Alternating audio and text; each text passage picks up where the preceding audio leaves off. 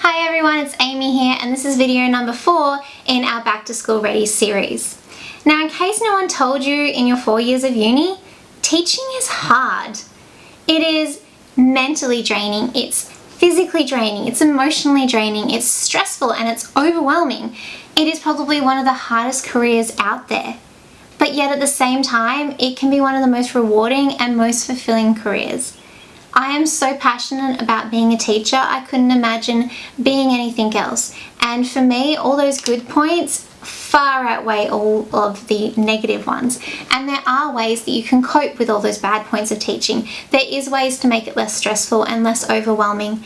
And so today we're going to be talking about teacher mindset and well-being and how to survive your first year as a teacher. So I'm sure we've all seen the statistic where 50% of teachers drop out within the first 5 years of teaching. And to me that is just a crazy statistic because we all start off so passionate and so enthusiastic about being a teacher, and then these other things get in the way that cause stress and cause burnout and overwhelm and people quit. And so that was one of my main motivations for doing this video series, was I wanted to help you prevent that overwhelm and stress, or as much of it as I could, in your first term at school as you go into the classroom for the first time. I was really lucky in my final year of teaching. I was selected for an internship program where I got to spend an entire year from day one to the very last day of school in a classroom with a teacher, and that was just the most amazing experience. And I really feel like my first year of teaching was so much less stressful and overwhelming than a lot of the other new grads around me because I'd had that experience and I already knew so much more. We know that on pracs we learn so much more than we do at university. They don't teach us a lot of the stuff that we need to know. So hopefully this video series is going to really help you with a lot of that. But you'll still probably find that you go through the new grad kind of emotional roller coaster. And there has been some research done on this, and you may have done this at uni already. But basically the first stage that you start off with is anticipation. You're really excited. You can't wait to get into your own classroom. You've done all these pracs, but actually getting into your classroom and setting it up the exact way you want and having kids that are all your own, like, that's just so exciting. And that's probably where you are right now, just thinking about all the good points that are going to come with teaching. Then as you start term 1, some of you will hit this a couple of days before you go back, some of you will hit it within the first week, some of you might not hit it till week 2 or 3, but basically you start transitioning into survival mode. It will feel like you're drowning, like you have so much work to do that you just can't do it all. Some of you may also during this stage start to deal with imposter syndrome, and some of you may already be feeling a bit of this. Basically, imposter syndrome is where you feel like someone's going to catch you out as a fraud, like you're not meant to be there, you're not good enough and you shouldn't be there, and you know, someone's going to just come in on you and discover that, and that can be really fearful for a lot of people who have to deal with that. So you hit this thing of just trying to survive, and for a lot of teachers this is where burnout can start. And how we get past that and how we learn to start treading water is by starting to reduce the overwhelm and the stress. So starting to find routines and systems that we can implement to take some of those stresses away.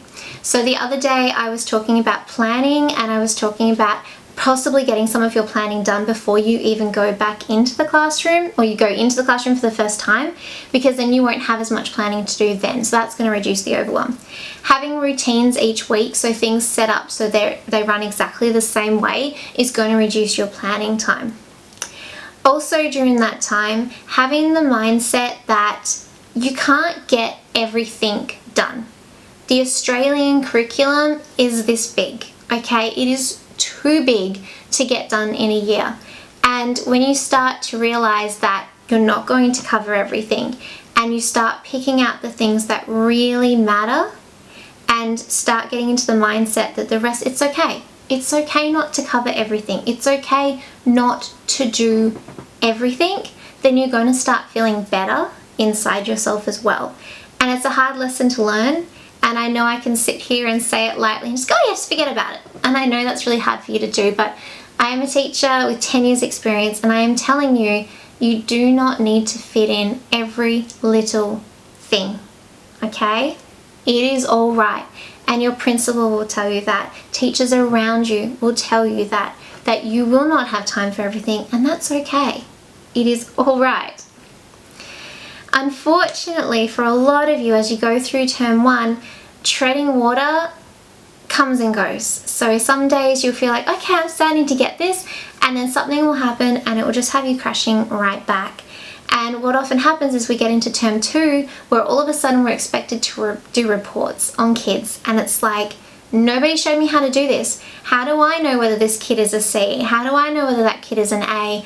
How do I work out which assessments are actually going to tell me these details? And what is that teacher over there going to think if they see my assessments? You know, are they going to like them? Are they going to hate them? And it just can all flood, and these emotions can build up, and we start to get into the disillusionment phase where we just want out. They're the days when you're probably going to be in your classroom and maybe you're going to be crying in the corner. You might go home at night and just feel really low and unhappy.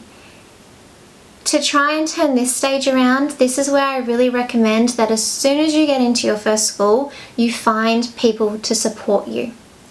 That may be a mentor teacher, and if your school sets that up for you, great, utilize them.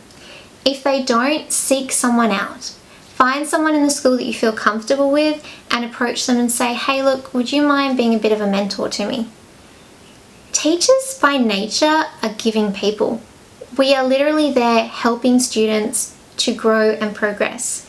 We're not going to turn around and say no to a teacher asking for help. It's just not in our nature. So reach out to somebody. Say, hey, look, can I do some planning with you? Can I see your files on this? Can you show me how to do that? I don't know of a teacher who's going to say no to that. I think most people are going to say yes. So reach out, find that support person. It may be other new graduates. It may be catching up with your uni cohort once a week and just having a big session where you just let it all out. You don't have to put on this rosy face and say, oh yeah, everything's great, I love this. You're allowed to crash. You're allowed to say, oh my gosh, how are you guys keeping up with everything? And they'll probably say, oh, we're not. And just that act of knowing that you're not alone, having that, talking to somebody else about it and seeing that you're all in the same boat can really help you to feel better. And don't just end your sessions when you're with your friends just talking about all the negatives. Put in some action plans for how you're going to get out of that. So maybe there's something you're struggling with, but one of your other new grads has conquered. So maybe it's about saying, oh, I'm really struggling with how to assess this topic. And maybe one of your other people says, oh, I've got this really good assessment here, you should try this. Or maybe it's about getting with other year level teachers and just doing group plannings. So if you have, like, let's say you're in year 3 and you've got another year 3 teacher in the school, say, hey, look, can we plan together? Can we share the teaching load? Some teachers are really into that and they're going to share their planning with you. Some teachers, especially teachers who've been around for a while, can be a little bit more fearful of sharing their plans with other people, but all you can do is ask and see what they say. So as term 2 progresses, you really are survival mode. You're really just trying to get each little thing done. And then slowly, as you go into the term 2 holidays, you start to feel so much better. You start to go, oh, you know, maybe it wasn't all that bad. Maybe I can go back in term 3. I don't have reports to do. I know my kids now. I've got some procedures down in place. Maybe now's the time I can start to turn it around. And you start to rejuvenate a little bit. You start to feel like, hey, maybe I can do this. Then around like November, maybe even a little bit earlier than that, you start to enter a reflection phase where basically you start thinking about everything you've done that year and how you can do it better than next year. And yes, this happens to most people. You will start planning for your next year in like September, October, November. You'll actually start thinking like, oh, you know, next year I'm not going to do that. And next year I'm going to have this. Oh, and next year I want to try that. And you'll start actually planning it through in your head. And that's a really, really good thing to do. To be an effective teacher, you have to be reflective of your practices and thinking about how you can make everything better and improve on everything.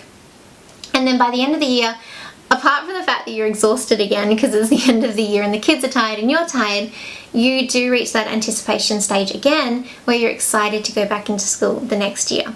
So that's kind of the roller coaster that you'll go on: anticipation, survival, disillusionment, I feel like I'm saying that word wrong every time. Rejuvenation, reflection, and then anticipation again. And I feel like just knowing that that's the cycle you're going to go on will make you feel better about it. Because when you're in term 2 and you're crying in the corner of your classroom going, I can't do all this, at the same time you'll go, but everybody else is feeling that way too. I'm not alone. It's not me. I'm not a failure because I'm sitting in my room crying. It's just a way that you can release the stress and then work out what your next step is. So the other thing that's very important for well-being during your first year is making sure you're still making time for you. And you as you, not you as a teacher. So yes, we are passionate about being teachers, and yes, we love making resources, and yes, I loved planning. I still do. It is one of the things that relaxes me. I love doing it. It is one of my hobbies, but it's still important to have things that are separate from teaching. Whether it's, you go off and you play a sport, or maybe it's, pampering yourself once a week with like a manicure or a pedicure or a massage. You still need to make time for you as a person, because as you've probably seen on the memes on Facebook, you can't give if you don't have anything left inside you. If you're not recharging yourself, then there's nothing to give to your students. So make sure you are still finding time for you and things that are going to reward you. Make a bit of a timetable up, make a bit of a system about when you're going to factor different things in and stick to it. So if you want to say, I'm not going to do any teaching work on Sundays, every week Sundays is going to be for me, it's going to be for my family, lock that in and don't go near it, because everything else will find its place, or it's not worth doing. Okay? You don't need to feel like every Sunday is the time when you have to sit down, you have to be planning for back to school, and you have to spend the whole day planning. It doesn't have to be like that. If you don't plan on Sunday, there'll be another time when you can find to plan. So lock it in, figure out where you want to do things. I know of a teacher who goes home after school each day, 3:30 they're out of school, but then they work hard on their weekends because that's what they choose to do. Find a system that works for you, find a routine that works for you, and stick to it, but make sure there is you time within it. So I've touched on this a couple of times about how you can't do everything. So what I highly recommend that you do each week is keep a to-do list. Have the things that you think you need to get done written down, and then prioritize them. Work out what is the most important things on that list to get done, and start from the most important thing and work your way down. Because a lot of the stuff that you think you need to do doesn't actually need to be done, and you can get away without doing it.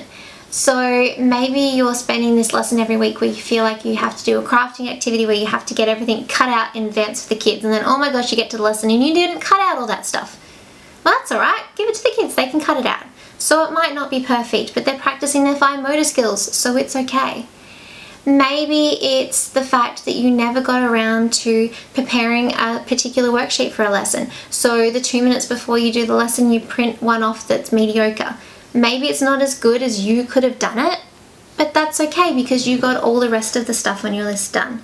By prioritizing it, you're making sure that you're getting the things that are going to be most beneficial to your students, most effective to your students done first, and then everything else just fits into place. So I do have another freebie for you guys. It is a bunch of different to-do lists that you can utilize when trying to figure out what needs to be done each day.